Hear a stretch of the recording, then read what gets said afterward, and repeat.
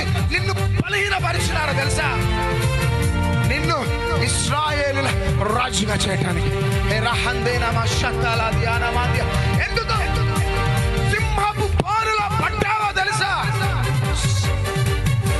నెబుకద్నెజరుకి నువ్వే దిక్కు కావాలా? ఓ రామా షత్తాల ధ్యాన దర్యావేష్కి నువ్వే దిక్కు కావటానికి.